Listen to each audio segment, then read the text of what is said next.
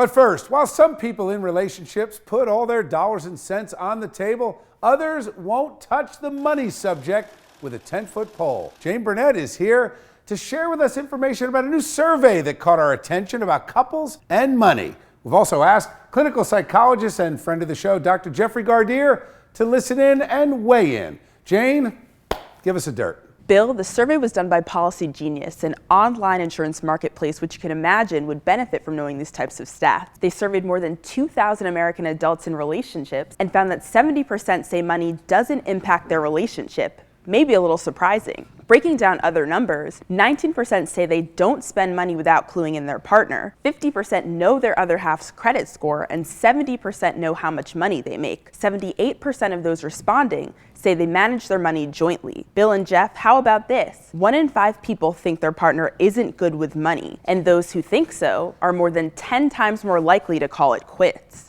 13% of people in relationships admit to having a secret checking account. And finally, 25% of people would spend over $100 on their partner to end a fight. I have a lot of questions about this. Doc, let me ask you, what strikes me about this, Jane, did you say 1 in 5? Only 1 in 5 say they don't trust the other one with money, say they have a problem. So that means 80% of people think the partner's doing a good job with money? That shocks me. Doc? Well, and I'm also shocked by the fact that they say 70% say money doesn't impact their relationship. But Jane and Bill, it sounds to me like it really does impact their relationship in that they're watching what the other partner is doing. And it does affect, in fact, how they feel about the other person. So is this new for perhaps these dating apps, Tinder, etc.? You're going to swipe, but I want to see the credit score first. Maybe. Right?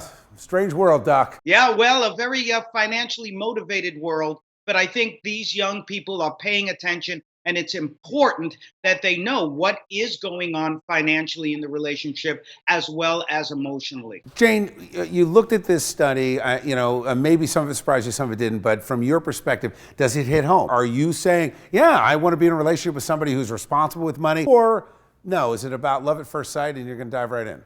Honestly, I think it's a little bit of a mix of both. I've been in a happy relationship for a few years, and my boyfriend personally is great with managing money, and that makes me feel better at the end of the day. Now, do you feel that it's important going forward, if this is the keeper, that you guys need to keep something separate, or do you feel like you just kind of be all in? I kind of like the idea of having things separate. I think that gives you autonomy, and as a woman, I think that's important to have. But again, it's also cool because I can learn from him. He's great with money as well. See, Doc, maybe I'm old school. My wife and I, we're just all in.